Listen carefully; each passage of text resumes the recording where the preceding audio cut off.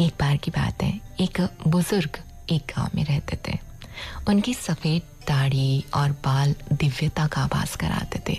पूरे गांव में सबसे बुद्धिमान उन्हीं बुजुर्ग को माना जाता था।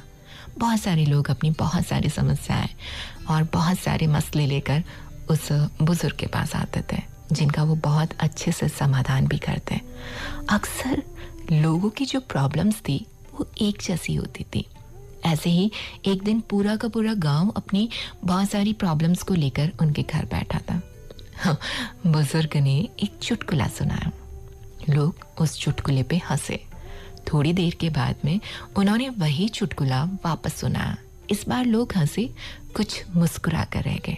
तीसरी बार उन्होंने जब वही चुटकुला सुनाया तो कोई भी शख्स वहां पर हंस नहीं पाया, बल्कि हैरान होकर बुजुर्ग को देखने लगा।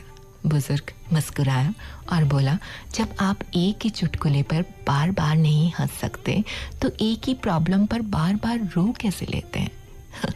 क्योंकि हम अपनी प्रॉब्लम्स को इतना ज़्यादा, कहते हैं ना कि राई का पहाड़ बनाना या अपनी प्रॉब्लम्स को लेकर बैठ जाना, इस सारी प्रक्रिया में हम अपना चैन और सुकून खो देते हैं।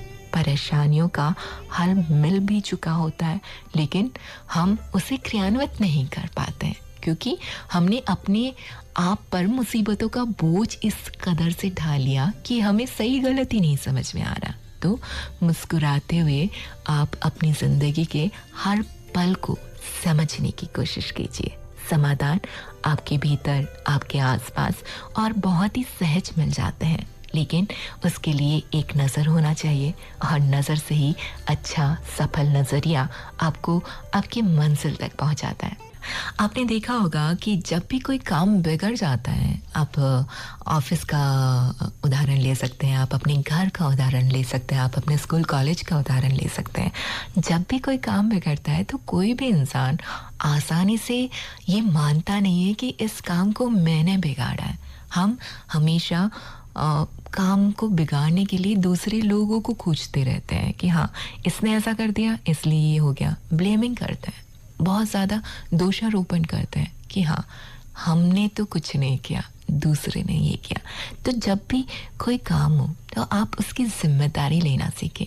वो सही हो रहा है, गलत हो रहा है, उसकी सारी जिम्मेदारी आप सबसे पहले अपने ऊपर लें। हालांकि काम भले ही आपका टीम वर्क हो सकता है, लेकिन फिर भी इंडिविजुअली आप सारे काम की जिम्मेदारी अपने आप पर रखकर उस काम को शुरू करें, और फिर देखें कि किस तरह से आपका